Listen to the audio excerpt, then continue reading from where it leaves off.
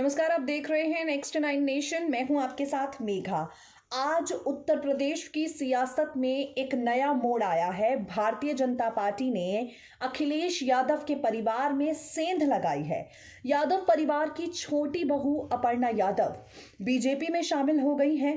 अब अपर्णा को Bharatiya Janata party ticket देकर चुनावी मैदान में उतारेगी या नहीं, भारतीय जनता पार्टी अपर्णा यादव को कैसे उत्तर प्रदेश की राजनीति में भुनाएगी, यादव परिवार के खिलाफ इस्तेमाल करेगी, ये कई तरह के सवाल हैं जिनका जवाब आगे आने वाले वक्त पर मिलेगा। फिलहाल आपको बता दें, अपर्णा यादव बीजेपी की पोस्टर गर्ल बनने के लिए पूरी तरह से तैयार हैं।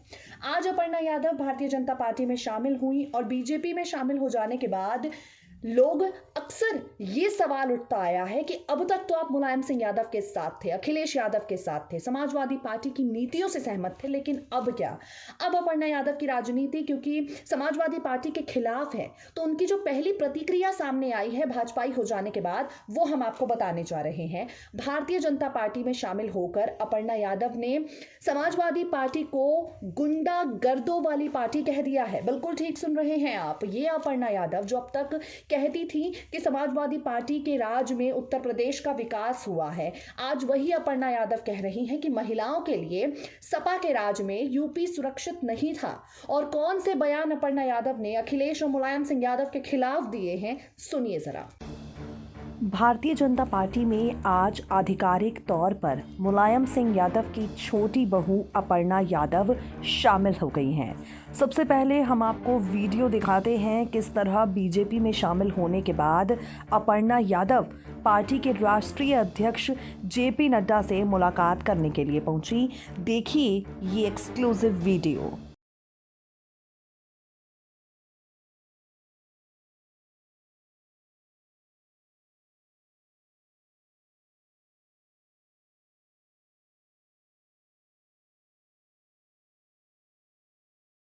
आपको बता दें, यूपी विधानसभा चुनाव से पहले अखिलेश यादव को बड़ा झटका देते हुए उनके छोटे भाई की पत्नी अपर्णा यादव भारतीय जनता पार्टी में शामिल हो गई हैं। भारतीय जनता पार्टी की नीतियों से, पार्टी की विचारधाराओं से हमेशा अपर्णा यादव काफ़ी ज़्यादा खुश दिखी हैं। खुलकर सार्वजनिक मंच पर प्रधानमंत्री नरेंद्र मोदी और योगी आदित्यनाथ की विचारधारा का वो समर्थन कर चुकी हैं, उनकी विचारधारा की तारीफ कर चुकी हैं। और अब इन सबके बीच यहाँ पर हम आपको बताने जा रहे हैं किस तरह भाजपाई हो जाने के बाद अपर्णा यादव अपने परिवार के खिलाफ बरसी हैं। समाजवादी पार्टी पर उन्होंने सवाल उठाए हैं। समाजवादी पार्टी की गुंडागर्दी का जिक्र करते हुए अपर्णा यादव ने कहा, सपा के शासन में गुंडागर्दी को इतना तवज्जो दिया जाता है कि बहन बेटियां सुरक्षित नहीं थीं। शाम होते ही घरों के दरवाजे बंद हो जाते थे। मेरे लिए राष्ट्र सबसे ज़रूरी है, इसलिए मैं हमेशा से प्रधानमंत्री जी से प्रभावित रही हूँ।